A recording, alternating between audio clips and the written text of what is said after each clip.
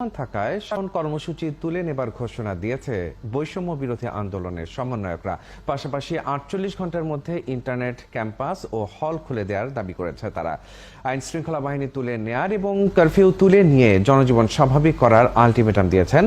রোববার রাতে রাজধানীর গণস্বাস্থ্য কেন্দ্রে এক সংবাদ সম্মেলনে বৈষম্য বিরোধী আন্দোলনের সমন্বয়ক নাহিদ হোসেন এসব কথা জানান। তো সার্বিক বিবেচনায় আমরা সরকারকে ৪৮ ঘন্টা সময় দিচ্ছি।